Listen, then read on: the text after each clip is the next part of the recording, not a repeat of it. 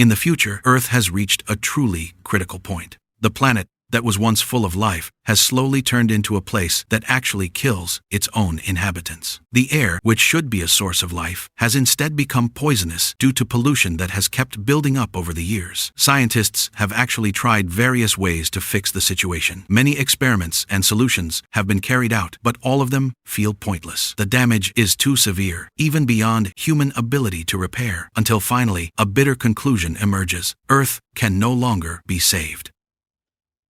As a last effort, humans try to create an advanced energy system that will be sent into space. The goal is to harness heat from other planets so humanity can survive.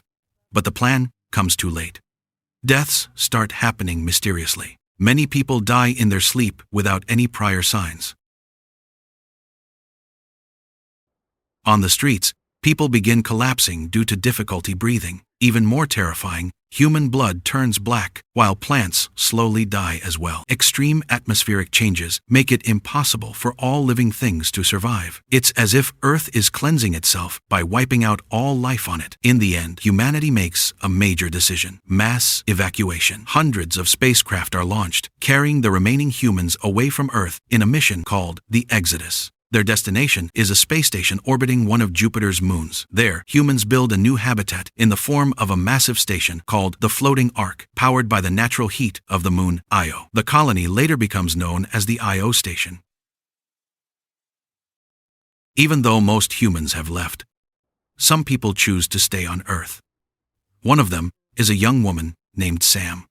She is seen wearing full protective gear while exploring abandoned buildings. She walks through severely damaged areas filled with leaking pipes, releasing hazardous substances. Carefully, she takes part of one of the pipes for research material. Not long after, her attention is drawn to something moving in a puddle, a group of small organisms resembling larvae. Realizing the importance of the discovery, she immediately records it. Sam is indeed a researcher who chose to stay on Earth to look for the possibility of new life. She then takes a water sample and begins testing the surrounding conditions. When she lights a match, the flame turns purple, a sign that the air there is highly toxic. But surprisingly, it is precisely in that place that she finds signs of life. From her observations, Sam concludes that the water contains ammonium, a substance that likely allows those small organisms to survive in extreme conditions. After that, Sam finds a poster of a painting titled Leda and the Swan. She briefly reads its description and seems interested, even though the information is incomplete, and points her toward an art museum. As she exits the building, the environmental conditions look even worse. The plants around her have turned black due to toxins in the air. Suddenly, her device beeps, indicating that oxygen levels are dropping. She quickly rushes back to her vehicle to refill. She almost loses her life if she had been even a little late. After surviving, she leaves the area and returns to her home in the mountains, where the air is still relatively cleaner. There, she makes sure the air is safe by lighting a fire that burns normally again. Before entering the house, she cleans herself from exposure to toxic substances. Sam's home is filled with various research equipment. She looks excited after discovering the possibility of life that can survive without oxygen. She begins thinking further. Could other creatures like bees also survive? Without waiting long, she contacts Elon, an engineer living in the Io space colony. They communicate only through text messages. She shares her discovery with great hope, especially since the colony in space is also facing difficulties. The next day, she immediately conducts an experiment. She uses a bee to test whether ammonium can help other creatures survive, but the result is not what she hoped for. The bee dies instantly after being placed inside the test container. The failure hits her hard. Even so, Elon still appreciates her effort and reminds her that time on Earth is almost up. He suggests that she join the final evacuation mission before the oxygen completely runs out. However, she chooses to stay. She still believes in her father's conviction, Dr. Harry Weldon. Every day, she plays recordings of her father's voice, who used to encourage people not to leave Earth. Her father once discovered that some plants could adapt to toxic environments. From that, she begins developing those plants inside a greenhouse, hoping Earth can become habitable again. For about 20 years, the research started by her father finally begins to show results. The plants gradually become able to neutralize the air around them, creating small areas that are safe to live in. That place is now both her home and her laboratory. Her routine is not just taking care of the plants, but also exploring dangerous areas to search for other signs of life. She even uses her own body as a test subject to understand how far adaptation can go. She regularly documents the changes in herself. One day, while collecting fruit, she pauses and stares at the sky, which appears blue. The sight feels unfamiliar to her. She imagines what Earth was like before the destruction, since she has only lived inside the greenhouse since childhood.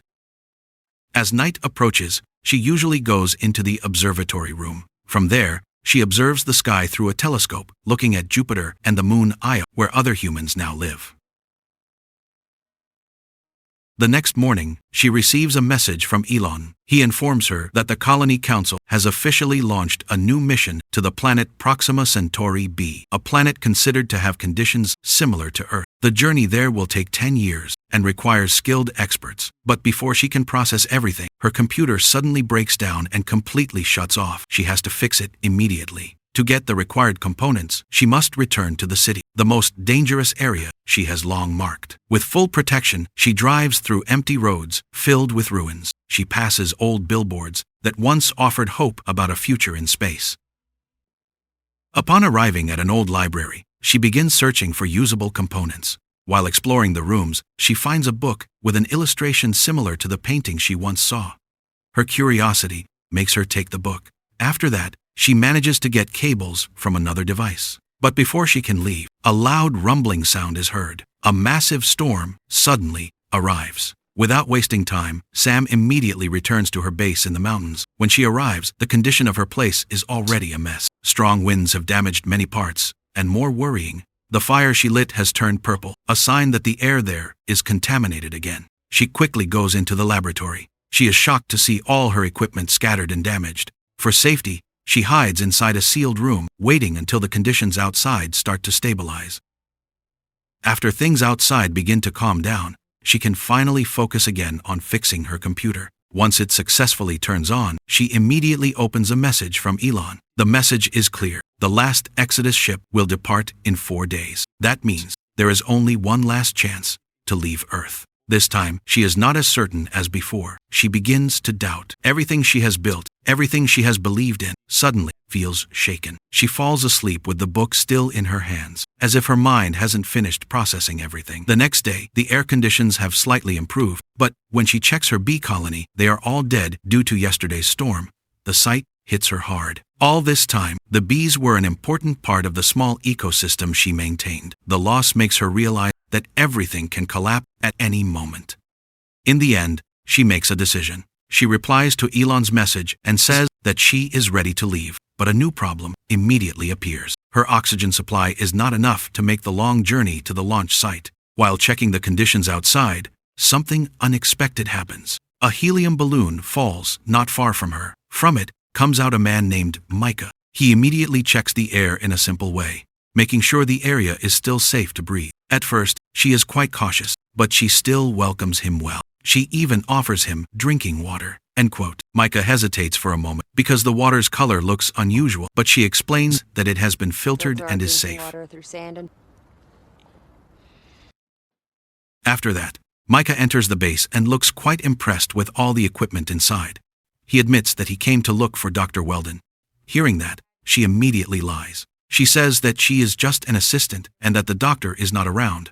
When Micah insists on meeting him, she tries to change the subject. She realizes that Micah has the same goal, heading to the last Exodus ship. Subtly, she tries to hold him back from leaving right away. She offers fresh fruit as a distraction. Micah, who hasn't seen food like that in a long time, immediately eats it without hesitation. From there, she starts asking about the outside world, about the ocean, birds, and life that she has only known from books. She is curious about what Earth was like before everything was destroyed. But Micah's answers are not what she hoped for. He says that almost nothing is left. The oceans are dead, and cities are just ruins. He has only seen a swan once as a child, and even that didn't last long. That answer makes her fall silent. She longs for something she has never truly experienced. Meanwhile, Micah walks around the base, observing all the equipment. She explains that she collected everything from dangerous areas over the years. Micah then asks about the computer she uses. Casually, She explains that it is her communication tool with someone in space, an engineer who has been her only connection to the outside world. After that, Micah steps outside for a while to enjoy the mountain air, which is still relatively clean. Meanwhile, she goes back to reading the book she found earlier. From it, she begins to realize that the book contains stories of ancient Greek mythology, something new and interesting to her. Sometime later, she asks for Micah's help to fix the solar panel damaged by the storm. From that, it becomes clear that Micah is not an ordinary person. He has fairly good technical skills. After the work is done, they sit together and start chatting casually. In that moment, she finally opens up. She talks about Elon, someone she has only known through messages. She really wants to meet him in person, to see his face, not just text on a screen. But the distance between them feels too far, and the limited communication begins to make her doubt. She then asks about Micah's life. He casually answers that he doesn't have a partner. Instead, he tries to convince her to keep believing in her feelings for Elon. Then, Micah shares a thought from Plato. He explains that, according to myth, humans were once perfect beings, with 2 faces and 4 limbs. Because of their arrogance, the gods split them into 2. Since then, humans have been searching for their missing half, and that is what is called love. That story makes her fall silent. She begins to see her feelings in a different way. For the first time, she feels that what she feels might truly be love. Not long after, she invites Micah to the greenhouse. There, she shows the agricultural system she developed. Everything is interconnected. Bees help with pollination, corn supports the climbing beans provide nitrogen for the soil, and squash maintains moisture. However, Micah's attention is drawn to the tattoo on her arm. She explains that it is inspired by Martin Nowak, who described molecular structure as the basis of life. She also explains how life can emerge from chemical evolution, where molecules undergo selection and mutation until they eventually develop. In the middle of that conversation, she briefly imagines something that makes her feel awkward. She imagines the possibility of humanity starting over from her and Micah. Realizing her own thoughts, she immediately leaves him.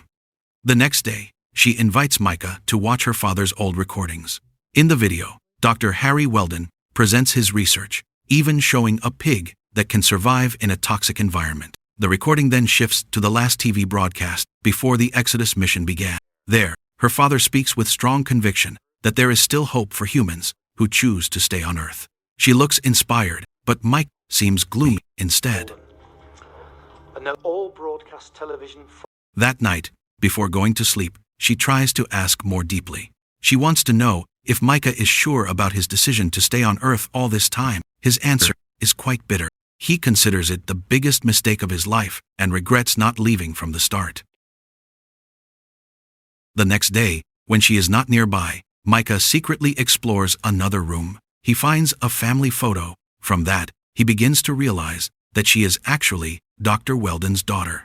Not long after, she arrives and finally admits everything. She explains that her mother has long passed away, and all this time, she has only lived with her father. However, Micah starts to get suspicious. He suspects that Dr. Harry Weldon may have made his own family part of the experiment. He even thinks the doctor deliberately kept them from joining the evacuation. She immediately strongly denies the accusation. The situation quickly becomes tense. Micah tries to leave, but all the doors are locked. In panic, he forces open another room until he finally finds Dr. Harry Weldon's workspace that has long been abandoned. At that point, she finally begins to tell everything. The story then shifts back to the past. At that time, she is seen with her father inside the greenhouse. The atmosphere is calm, but their conversation feels heavy. Dr. Harry Weldon finally admits that his research no longer gives much hope. Her father asks her to keep communicating with Elon and to leave Earth as soon as possible. She, still trying to understand, can only stay silent and live. In his weakened condition, her father then says the hardest thing to accept.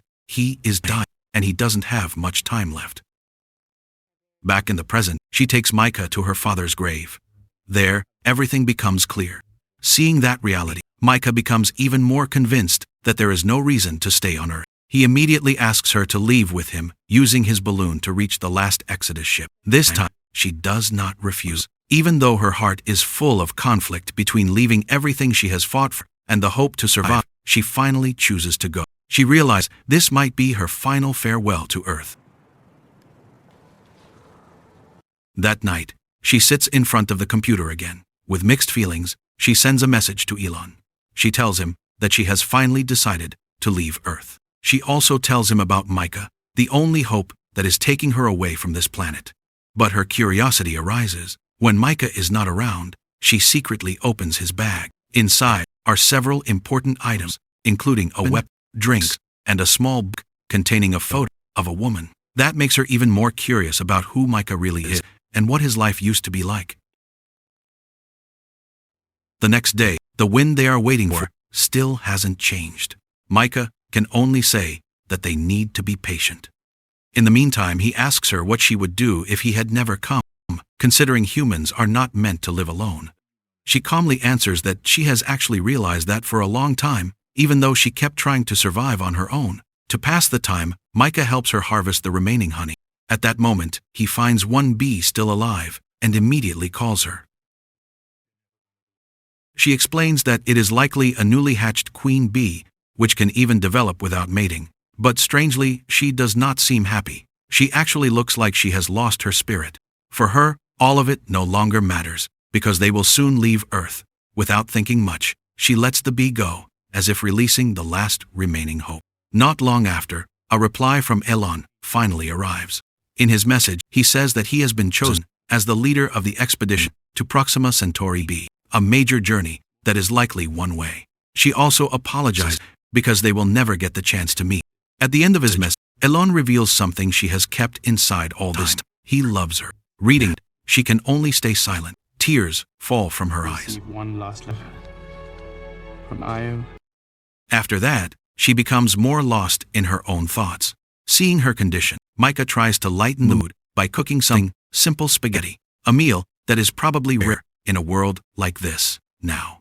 In that moment, she starts asking about Micah's life before everything was destroyed. He says that many warnings had already been given, but most people chose to ignore them.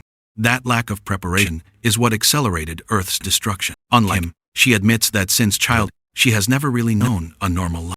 The world she knows is only the remains of civilization, empty buildings, schools without students, and abandoned streets. A moment later, she tries to get closer to Micah in a more personal way.